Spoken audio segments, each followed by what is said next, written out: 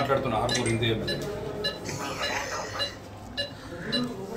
ఈ మీ police station పరిధిలో ఒక హిందూ మీద ముస్లిమ్స్ రోహింగ్యా ముస్లిమ్స్ పాకిస్తాన్ తీవ్రవాదులు ఏం చర్యలు తీసుకున్నారు? ఇక్కడ హాస్పిటల్లో ఉండి పేషెంట్ కాడి నుంచి మాట్లాడుతున్నారు.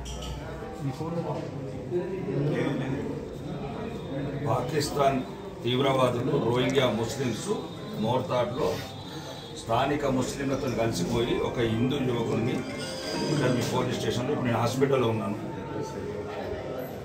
చట్టాలు చెప్తావా నాకేమన్నా? ఏం తీసుకున్నావు యాక్షన్? ఎంతమంది మీద పెట్టినావు? ఎంతమంది కొట్టింది?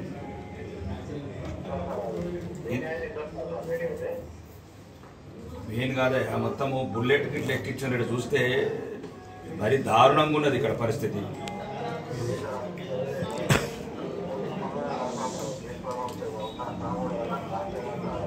ఏమైతే కళ్ళ ముందు పుట్లు కనబడుతున్నాయి, కళ్ళ ముందు తల మీద గాయం కనబడుతుంది, డాక్టర్లు రిపోర్ట్ ఇచ్చిండ్రు, పోలీసు యూనిఫామ్లు ఉన్న నీకు హిందువుల ఇబ్బందికి అర్థమైందా లేదా?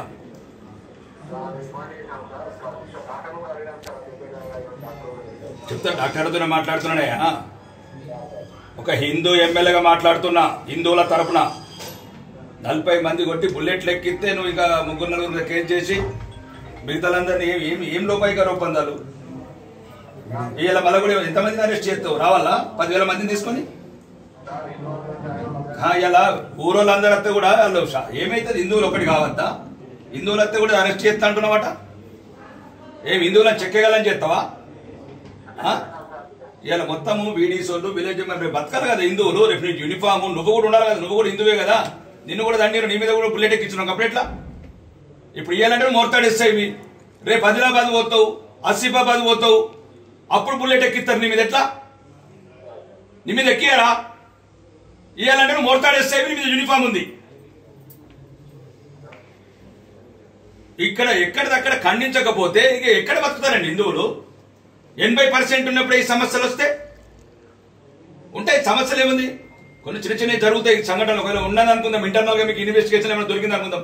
ఏమైంది? ఏం పీకేజ్ ఏమైంది? చిన్న మనుషులు అన్నప్పుడు చిన్న చిన్న సంఘటనలు జరుగుతాయి. అంతమంది దారుణంగా 40 మంది ముస్లింస్ ఒక హిందూ ఒక ఉంటే పోలీస్ స్టేషన్ కంప్లైంట్ ఇవ్వాలి. పోలీస్ స్టేషన్ లేదా మీ మొత్తంలో మీరు లేరా? ఇద్దరి మీద కంప్లైంట్ ఇవ్వాలి కదా ఎస్ఐ గారు.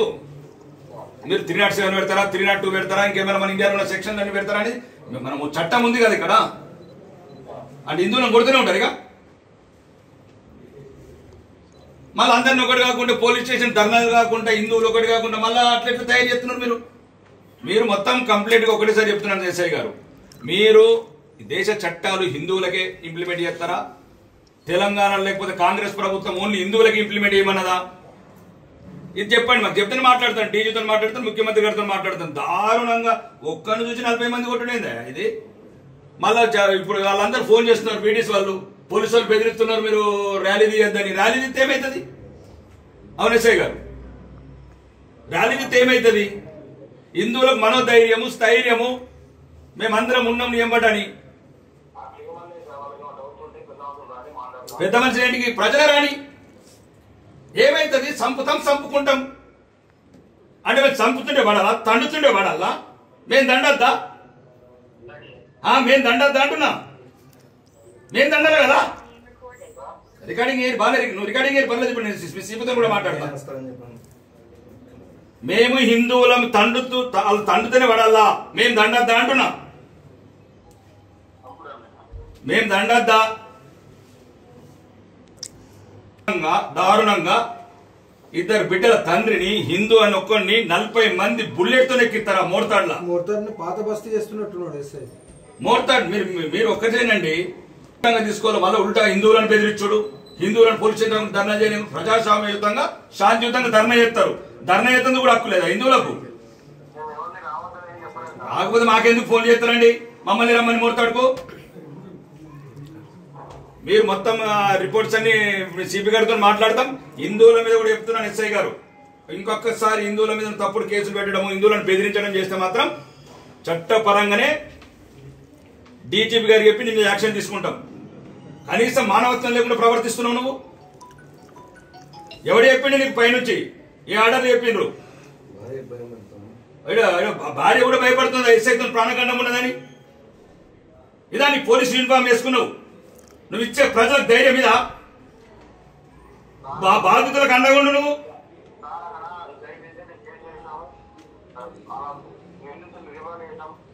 ఏ రిమాండ్లు ఎంతమందిని చేసినావు? 40 మంది అంటే 6 చేస్తావా? వాడు గోశాల హిందువు, 2 బిడ్డలని ఆర్య సమాజం వేద పాఠశాలకు పంపించుకుంటున్నాడు. ధర్మం గురించి, దేశం గురించి బతుకుతున్నాడు, హిందుత్వం గురించి బతుకుతున్నాడు. కాబట్టి సోషల్ మీడియాలో హిందువుల గురించి పోస్ట్ చేస్తే కావాలని పగబట్టి కొట్టిర్రు. మరి అంటే ఏం చేయమంటారు? మొత్తంలా సిపి గారితో హిందువుల ర్యాలీలు కానీ శాంతియుతంగా కానీ ఎక్కడ కూడా మా దాంట్లో యూనిట్ అనేది రావాలి కదా, వస్తేనే కదా ఎదుటి భయపడేది. 5 వచ్చి ఏం చేస్తారు ఎస్ఐ గారు? మీరు లోపల ఒప్పందాలు చేసి పంపిస్తారా? కాగితాలు రాసి ఇంకొకసారి దాడుతాం మంచిగా వాళ్ళ కేసు పెట్టమని. పోలీస్ స్టేషన్ లో అవసరమైతే 6 నిజామాబాద్ జిల్లా హిందువులంతా వస్తాం మోర్తాడు పోలీస్ స్టేషన్.